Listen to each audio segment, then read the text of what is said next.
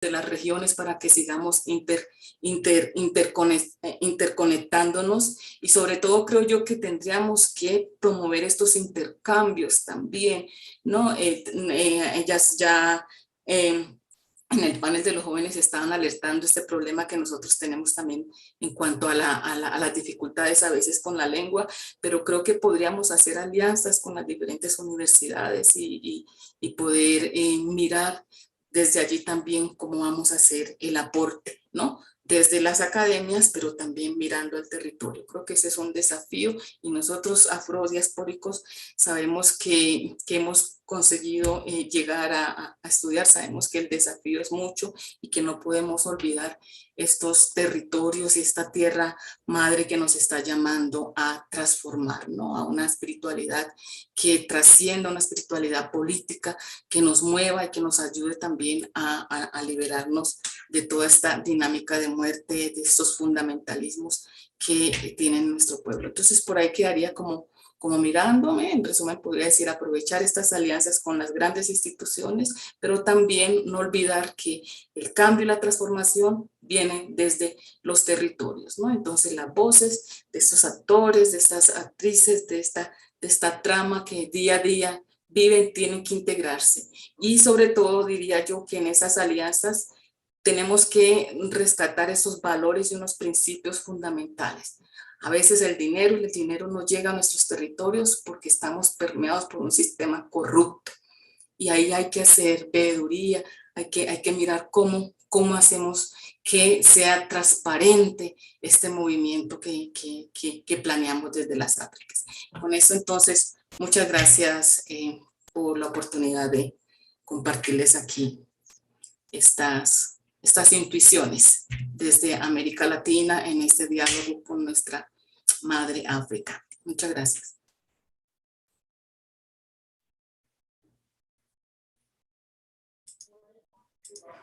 Many thanks to you, Dr. Maricel.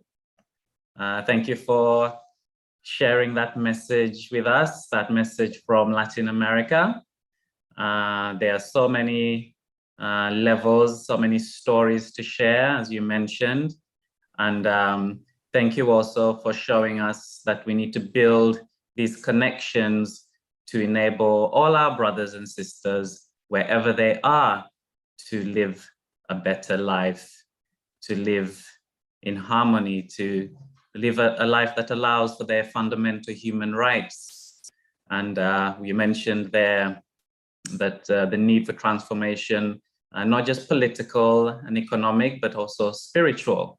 And that is something that's very important. I like that you mentioned networking that's needed, whether it be corporate institutions or universities. And you mentioned that particular emphasis on the youth and reminded us that, you know, the change always comes from the grassroots. Thank you so much, Dr. Maricel. And let us see, we have a second speaker. Now, is everybody hearing me loud and clear? I don't know if our attendees are able to respond. We hear you. Okay. Will the attendees be able to speak too, if I give them a chance after? They will have to do chat for now. Okay, all right. So feel free to put your questions and comments in the chat, right? So that we can discuss those afterwards, right? Now, I will go straight into introducing the next speaker we have with us today. All right, thank you so much again, Dr. Maricel. We have with us also Collins Shava. Collins Shava is an experienced program executive with a demonstrated history of working in faith-based organizations, skilled in public speaking, teamwork, leadership, and event planning. He has strong community and social services profession with a master's degree focused in public policy and governance from Africa University. Collins Shava, over to you. Thank you so much, Mr. Michael, for the introduction, and I hope everyone can hear me clearly. And thank you so much to the doctor who has come in and shared some nuggets of how we can build a Pan-African connections with South America and people in the diaspora. For me, I'm going to speak from a perspective of a young person and a young African who is in Africa, who is also passionate about the Pan-African movement in Africa. And I would like to just share that this, because I think as Africans, as young Africans in the continent, we are the majority in terms of the demographic dividend. In terms of the demographics, we are the majority in the continent, and hence most of the things that are happening now and that will happen in the future will concern us and have so much concern to us. And I'm happy that we are having such discussions that will help us to shape our discourse on Pan-Africanism and to make the Pan-African connections. And as I am saying that as young people, we are the largest in the continent, that means that we are facing so many challenges that are affecting the young people. And we need to have young people in Africa leading in many ways to reach out to reignite the Pan-African movement in Africa. I would like to start from a point where we recognize that in 1945 and beyond that time, the Pan-African movement was ignited by the need to free and to set free independent nations in Africa. And it was clear, the vision was clear, and everybody was ready to die for that vision to liberate Africa. And by 1994, this movement had reached this place, and it had reached its goal to liberate Africa. And it was even, this movement was even pushing the goals to unite Africa. But now, fast forward 2021, we have young people who are stuck in a quagmire, or who are stuck in a space where they cannot tell what discourse to follow, what will be the rallying point for us as young people to have that Pan-African connection. Because now we have so many challenges that we are facing, and they are coming from different countries and different contexts.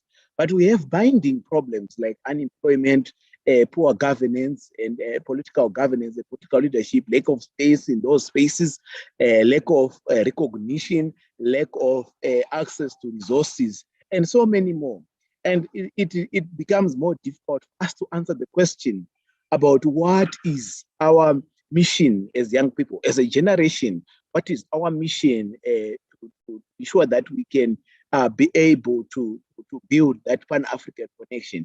And for me, I see that as well as an opportunity for us as young people to come together, to sit together, and to find that connection around Ubuntuism, around build a connection around what we call the African unity, where young people, where in Africa you can be able to freely speak and freely move to one place to another, to live there, to enjoy life there, and to enjoy.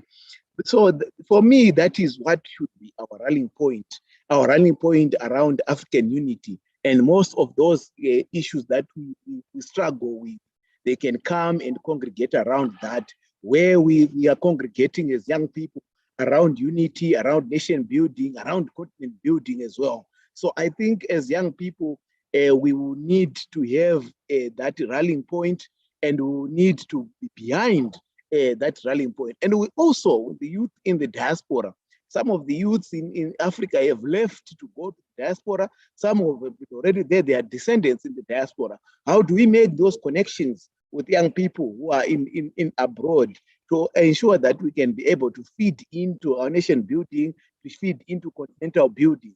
We need to make those connections with our fellow brothers and sisters that have gone abroad, and some who are born abroad and they have the roots in Africa. And that is also what is key for us as young people, to create that unity, to bridge that gap between us who are in the continent and those who are also in the diaspora.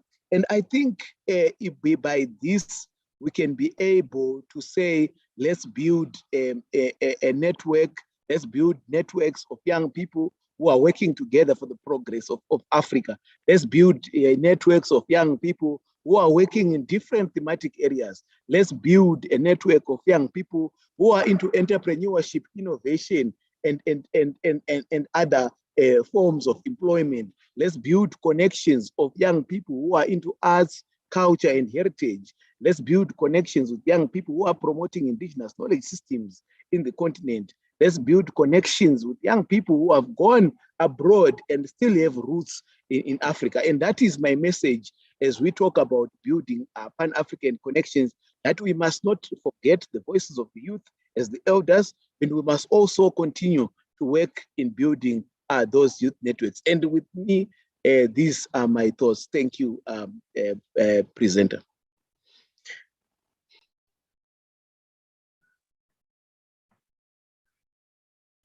Thank you so much, Mr. Collins Shava, for that input there. Your talk really reminds me of my days as a young man. I'm not so old yet, but listening to you especially reminds me of some of that youth, that vigor as a youth, and that hope that sometimes, wanes away with the years. But you remind us that it is very important for us to remember that the youth make up the greater majority of the African population, and the youth, we can see them highlighted, we can see their influence in the music and the arts, but also we must be aware that many are marginalized, and the majority face numerous challenges: poor governance, political leadership, lack of employment, and other opportunities for income generation. This is a big issue. And so we need to build those connections of young people in Africa, out of Africa, in the diaspora, create those connections to build bridges, to advance different areas of professionalism and different skills, and just to keep that connection going. So thank you again, Collins Shava, thank you so much. Now, do we have any questions in the chat? Please feel free to comment in the chat and put any questions that you may have. I see we have some more people who have joined us, right? So just to remind you, we are in this room, we are talking about building Pan-African connections, and we have had two presenters. We listened to Dr. Maricel from Latin America, who gave us a perspective from Latin America. She spoke about Colombia. She has a background in religious studies, as well as advocating for female rights. And we spoke to we listened to Collins Shava, a young man who spoke to us about the importance of remembering the youth and the need for those connections to bring the youth in Africa and in the diaspora together. Now, if I may be allowed, my own personal story, I can tell you that I speak to you today from Trinidad and Tobago in the Caribbean. I'm here by accident because the mod communications manager, I'm here today. But I was actually born in Uganda, right? I grew up in England, I lived in China, and I now live in the Caribbean. So, this, I think I have a Pan-African journey that so many people may may relate to, I am sure, right? So we have 15 minutes left in this session. Yes, thank you. Questions, please. Questions, please. There are questions in the chat. Let us see. For some reason, I cannot see these questions.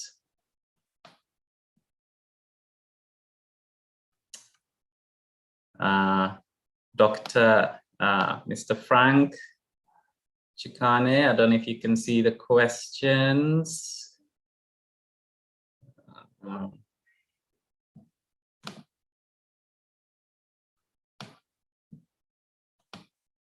Well, what I can do while we see about these questions, I can say to Dr. Maricel and Collins Shava, listening to each other's presentations, is there or are there any questions?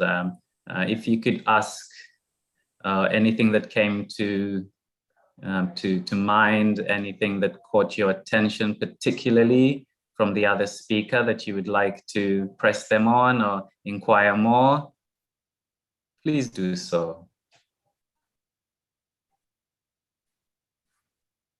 I will ask Dr. Maricel, is there any question you would like to present to Collins Shava? Michael, I see a question in the group. Yes, please. If you can see the questions, please respond. Thank you. There's, my experience is that's where Frank Chikane says, Reverend Frank Chikane.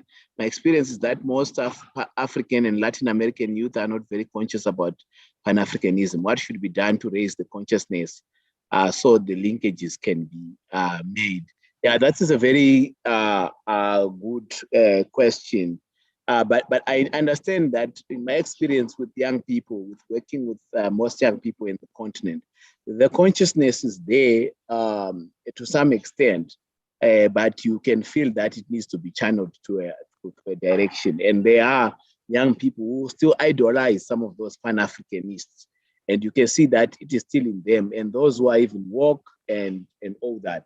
But now there is a generation which is maybe beyond my time, which is probably Generation Z, as they call it sometimes, or the millennials, where you find out they spend more time on social media, Instagram, Facebook, and TikTok. And when it comes to many things that concern their lives, that is political participation, that is even African consciousness, and all that, it has gone away. And I think what we need to do now is to have a messaging that is really targeted to the young people, that we are working with the Generation Z that is coming up, so that us who are in influential positions or in civil society or in these such initiatives, we have messages that are targeted to attracting the young people that are there. And also, if we could do more to provide mentorship to some young people in our spaces, that would also go a long way in teaching our young people. And another thing that could happen and change things, it is more of the decolonizing of the education system in Africa, where most of the education system is still inclined to our colonizers and is still inclined to America, Europe, and the Western world. And also now Chinese influence into our education system. Let's Africanize our education system to ensure that young people are grow with the consciousness of Pan-Africanism, the Pan-Africanist history, the spirit as well can go. But it's a long way, it's a long shot, but it's the most effective way of also capturing that. And we need to be loud with decolonizing our education system. Thank you.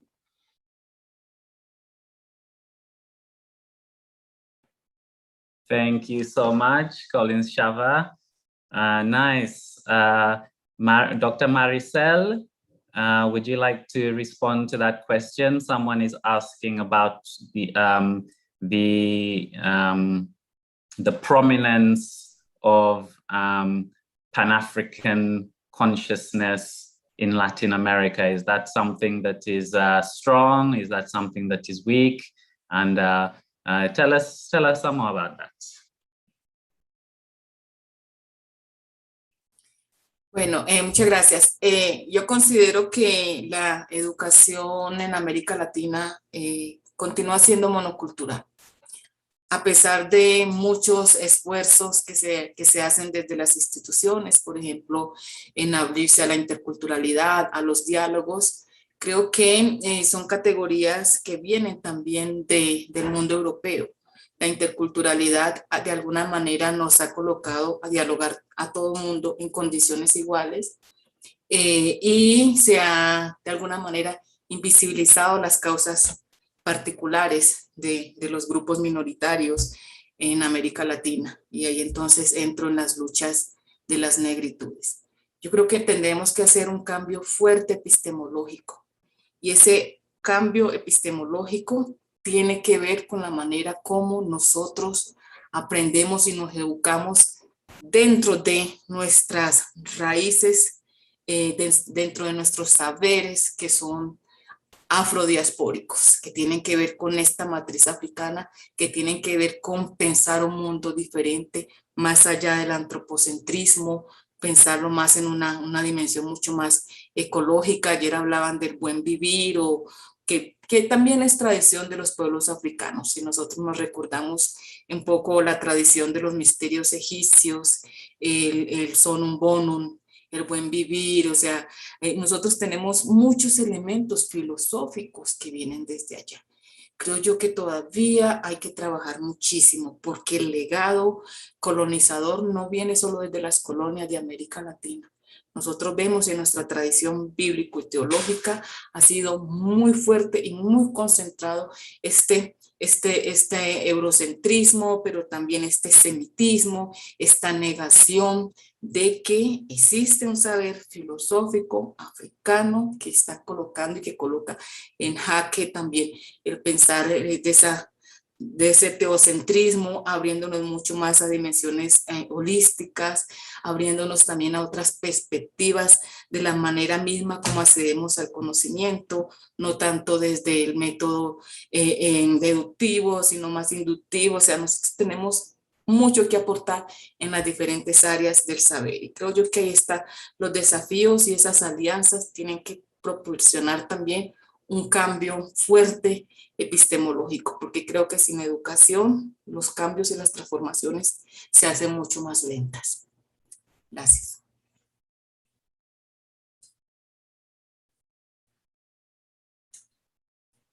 Thank you so much, Dr. Maricel. Yes, education continues to be a challenge, not just in Africa, where we have a very Eurocentric education system. Many education systems would not have changed even from the time of my parents. And I can say that firsthand.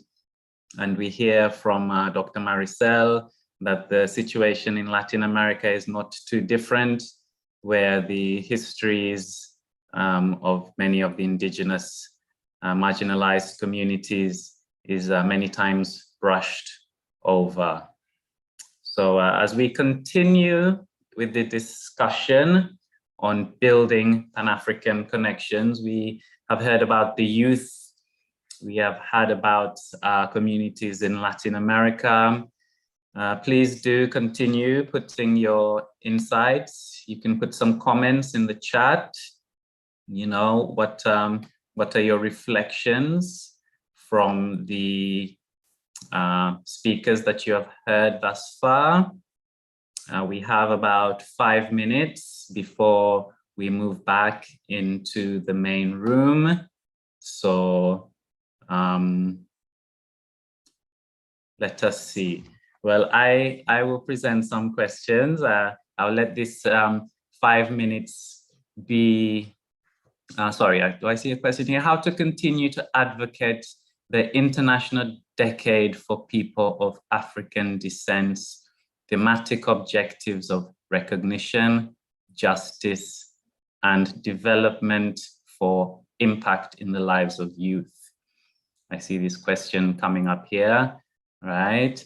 How do we continue to advocate the International Decade for People of African Descent, and looking especially justice and development, especially for the youth? Would anyone like to respond to that?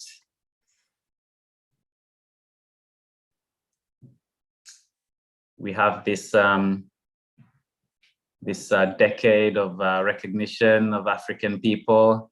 I mean, people of African descent. Is anything positive coming out of it? Do people know about it?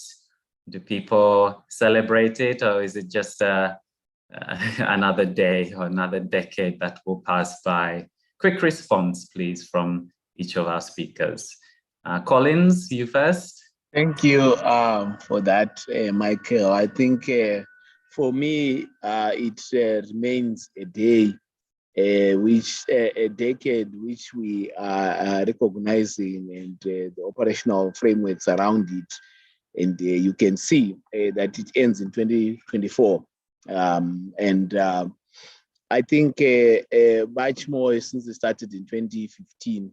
There hasn't been much in terms of the traction around the International Decade for people of African descent. And I think maybe going forward with the remaining years, it's more of how do you continue popularizing it, and the needs that and the demands that are being made by that. And I see that, of course, you cannot spell gloom on it already, but there is some after effects of it that we see in Ghana, where there was the year of the return and so forth. So, but we need to continue advocating for this, and we also need to look at how we continue to mainstream young people into the operationalization of the thematic objectives of the International Decade for People of African Descent, and also to ensure that we also popularize it among the people, and also see that beyond the International Decade, what other key things can we do for young people, and what other key things can we refine to fit the agenda of young people into it. So that's my quick take. Thank you so much, Collins. Dr. Maricel, this decade for recognizing African and people of African descent, what's becoming of it? Bueno, yo creo que al inicio de esta década hubo un trabajo bastante fuerte de cohesión, por lo menos aquí en Colombia, con los diferentes grupos y movimientos sociales. Creo yo que se han conseguido pues grandes cosas, sobre todo el empoderamiento de muchas de nuestras juventudes, la generación de muchos grupos de conciencia negra alrededor, por ejemplo, del cabello, de la belleza, de muchos movimientos que los jóvenes están empoderados y resistiendo, también desde la cultura popular, también desde el reggae, de estos movimientos de resistencia, creo que se han formulado bastante. No creo que el impacto más allá de estos grupos haya sido muy fuerte a nivel nacional, incluso internacional, más allá de los grupos y movimientos de negritud. Creo yo que todavía podríamos trabajar mucho más en proyectar y generar una conciencia mucho mayor más allá, porque es que a veces la idea es que es una década de negros para negros y pensamos desde aquí, y creo yo que ahí es donde es un problema serio. Esto es parte de un derecho de humanidad, por tanto debería trascender todas las instituciones sociales en los países, ¿no? No solamente desde nosotros como grupos hablando a partir de nuestras luchas y nuestras conquistas. Yo soy muy optimista en ver todo un movimiento de juventudes supremamente empoderado, ¿no? Aquí en América Latina lo hemos visto en el contexto de la pandemia, en esta esta realidad tan dura, ¿no? De hambre para nuestros pueblos, y creo yo que los jóvenes fueron aquellos que salieron en medio de esto a protestar, a reclamar. Entonces yo tengo mucha, mucha, mucha esperanza en nuestras juventudes. Pues, Thank you so much, Dr. Maricel. There is hope indeed. There is hope. There's always that fire burning inside of all of us, and we should never lose hope. Thank you so much. I see it's 1:45. Unfortunately, we have to come to the end. Thank you so much, Dr. Maricel. Thank you so much, Collins Shava, for sharing your stories with us. And thank you for those who've attended this session. I hope that it has been very insightful and that you have increased in your knowledge and awareness of the Pan-African vision and the push to build Pan-African connections all over the world. And I hope that we can all do our part wherever we are to build these Pan-African connections. Thank you so much. Now, I believe that the link to go back into the main session will be shared in the chat, right? Let us see. There should be a link to go back to the main session in the chat. If you cannot use, right, I see the link there. So if you click on that link, you will be taken back to the main session, or you can go back to the auditorium and join that session. Okay, thank you so much. Stay safe and stay blessed. Thank you.